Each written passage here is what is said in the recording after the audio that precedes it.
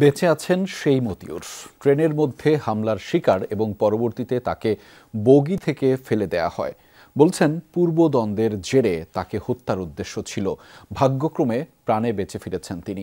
তবে যাদের বিরুদ্ধে তিনি অভিযোগ তুলেছেন তাদেরকে কাউকেই পাওয়া যায়নি।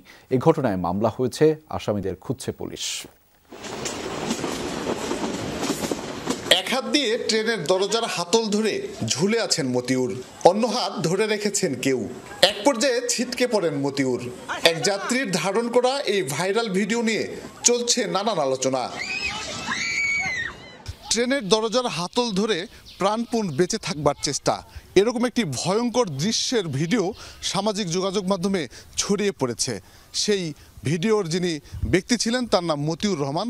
তার বাড়ি নওগাঁ জেলার রানীনগর উপজেলার পারইল গ্রামে।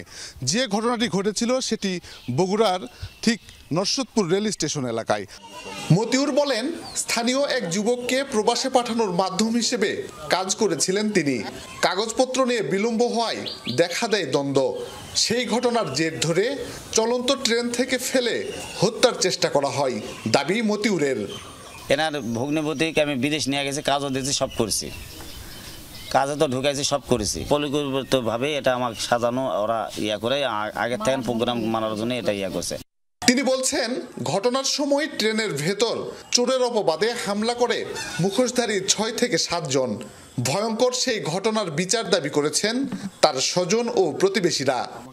এক কথায় বলেছে যে মোবাইল চুরি করছে করে আমাকে মারপিট করবার লাগেছে।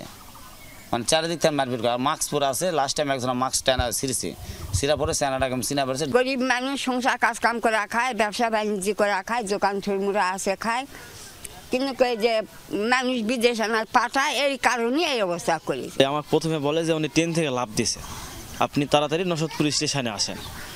তো ওখানকার 3টা ছেলে ওনাকে সেফ দিয়ে বড়বড়িয়া ব্রিজ পর্যন্ত নিয়ে আসছিল। তো আমি পরবর্তীতে সেখানে যায় দেখি যে উনি ওখানে পোড়া আছে। আমার স্বামী যদি মারা যেত, এই ড্রাইভার কে নিত। সুষ্ঠু বিচার চাই, বুঝতে পারছেন? ওদের যেন শাস্তি হয়, এটাই আমি চাই।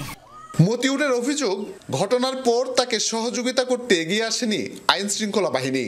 সামাজিক মাধ্যমে সমালোচনা দেখা দিলে মামলা নেয় রেলওয়ে পুলিশ। কিন্তু এখনো আসামি গ্রেফতার হয়নি। আসামিদের গ্রেফতারে অভিযান চলছে বলে দাবি এই কর্মকর্তার। উনি সশরীরেই আসছিলেন, আমার এখানে আসে অভিযোগ পেলে আমরা অভিযোগের ভিত্তিতে আমরা নিয়মিত মামলা রুজু করি। আসামি অ্যারেস্টের জন্য আমরা অভিযান করতেছি। এই ঘটনার পর অভিযুক্তদের সাথে যোগাযোগের চেষ্টা করেও পাওয়া যায়নি। তারা সবাই পলাতক রয়েছে বলে জানিয়েছে পুলিশ। শফিক ছোটন, যমুনা নিউজ, নওগাঁ।